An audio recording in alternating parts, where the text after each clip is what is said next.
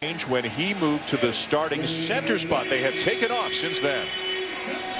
Even Kevin now says he's not a 5, yet he is, and he's a tremendous 5, and he accepts it. And that was the first huge one.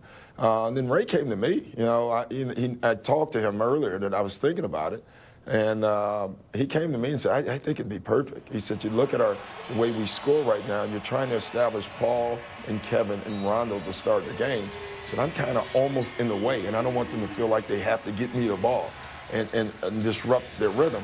He said, I come off of the second unit, and now it's me and Kevin, because we moved Kevin back to the second that time during the game.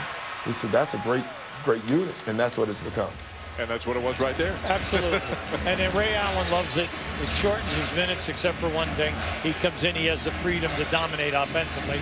Kevin has an advantage on all the 5s because he's quicker and he has range, and they refuse to play him at that distance. And the way Doc Rivers is using Garnett, he plays some still with the second unit. How about that 50-foot cross-court bounce pass by LeBron? Winds up putting up a shot at the end of the shot clock. It looked like bocce ball.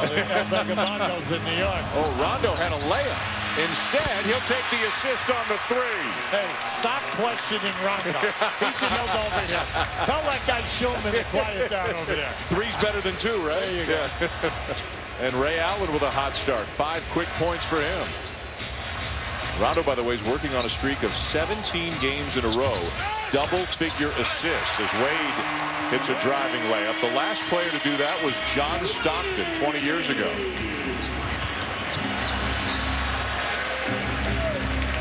Let's go to Heather Cox. Well, Dan, during that last huddle, Doc Rivers told his team Miami won't score in our half-court defense, but if we turn the ball over, they will score every time. Don't throw the ball in traffic. Miami's way too quick. The Celtics already with 4 turnovers, working to be smarter with the ball right now. Well, he's right on top of it, no doubt about it. When you come into this building, this is the best home court in the league. You have to shoot a high percentage and then not turn it over. That keeps them in that half-court game. Norris Cole, the rookie out of Cleveland State, into the game now for Miami. Bass over James. Tipped out. Boston's got a fresh 24. You want to get back to your movement now. They run excellent movement on the baseline. Just watch Ray Allen from side to side. Rondo, nice look. Bass can't get the shot off. And finally draws the foul. Yeah, you're in a situation like that. You have to get control of the ball. I like the fact that he held his space. A lot of guys will fumble the ball and then lose their space, and then they lose the ball. But that was a strong move by Bass. I like the pass by Rondo. Rondo's vision in this early going has been outstanding. Another NBA doubleheader comes your way tomorrow night. It begins at 8 o'clock. The Knicks and the Bucks in the battle for the 8th and final playoff spot of the Eastern Conference. Then it's the Warriors and Trailblazers at 10:30 Eastern. It begins with Kia NBA Countdown at 7:30. ESPN presents NBA Tech Week, brought to you by the Cisco Intelligent Network. The Knicks continue to be just a fascinating team here. Every game is a little bit different for them. Yes, it is. And, you know, you can never predict how they're going to play. And the more important, you can't predict who's going to be on the floor in the last 3 minutes. How about that Knicks-Bulls game on Sunday? Carmelo with 43. Jones a miss. Steamsman down with a rebound for the Celtics. Everyone is underappreciating the defense of the Knicks. The Knicks they're doing a terrific job.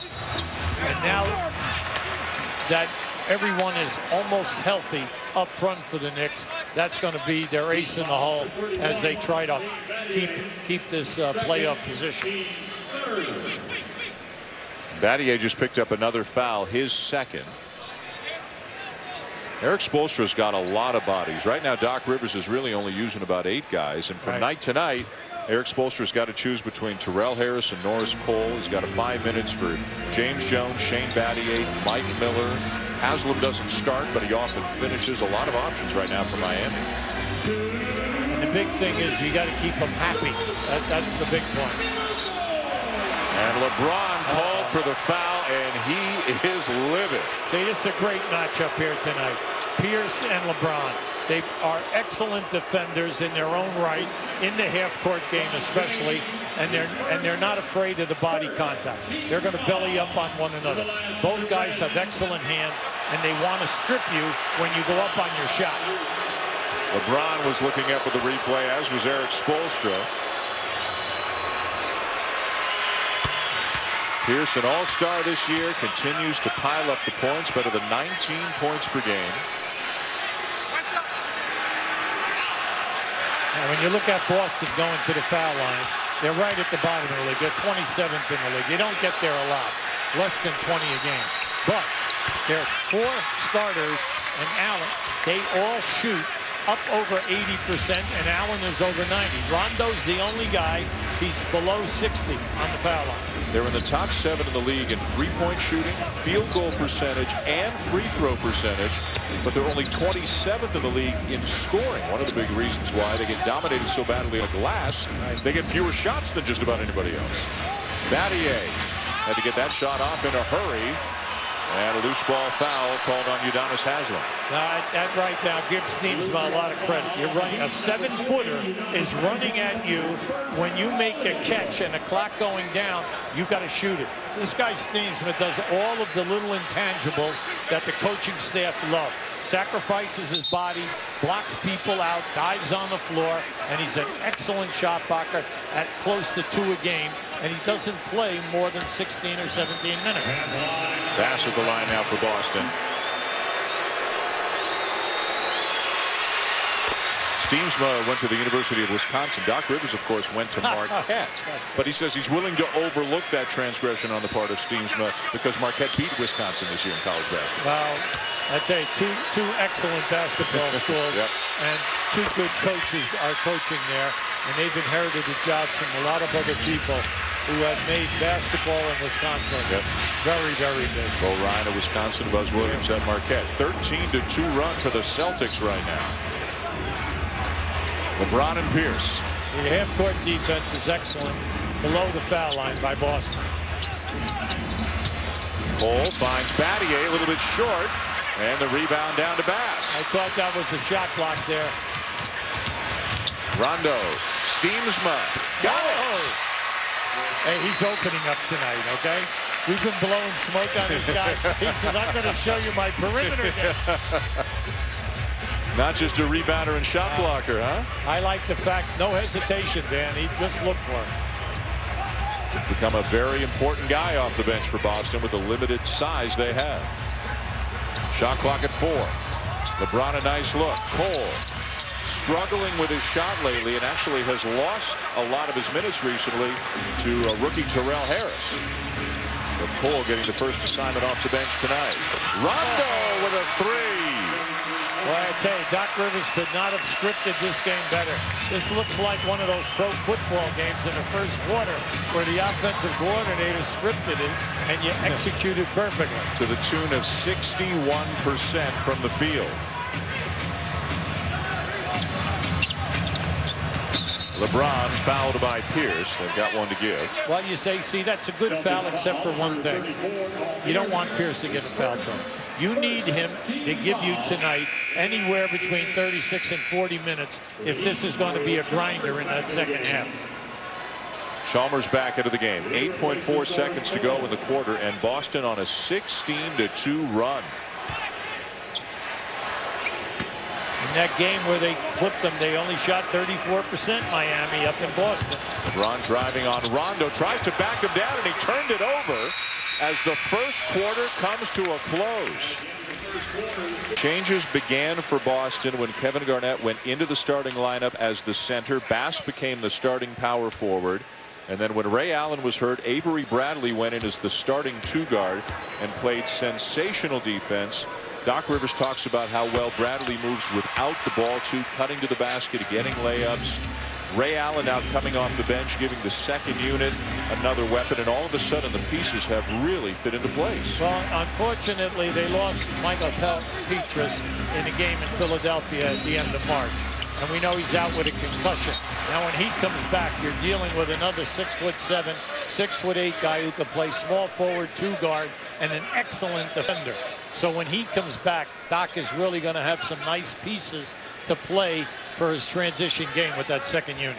And you can tell that Doc Rivers really likes his team. He said to us this morning, there's a great spirit on this bunch, a great spirit in the locker room right now, a will to win that this team has. It reminds him a little bit of the teams he had 3 and 4 years ago. Chalmers, no. And of course, with Garnett, Pierce, Allen, they're all up in age, but Garnett's been healthy this year. Pierce was only injured right at the beginning of the season. Allen's just coming off an injury. But physically, as Garnett has a brilliant reverse, physically they're all in pretty good shape right now. Is this young guy that was at Minnesota? Yeah. This guy Garnett? Fifth pick right out of high school, this kid. That's right. Yeah.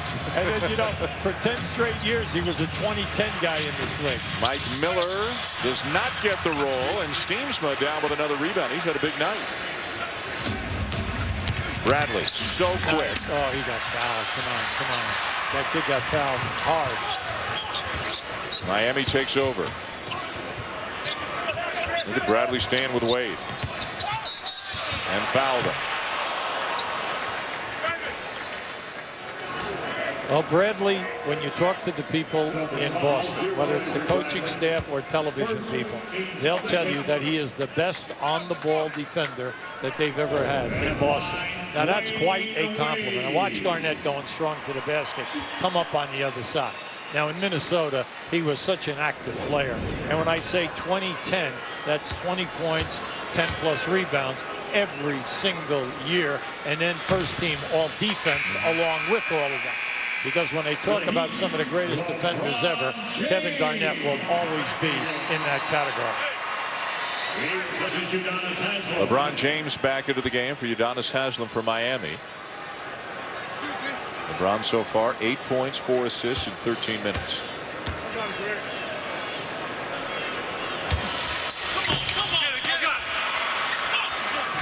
Yeah, that's why you foul guys. You never assume anything, especially in pressure games.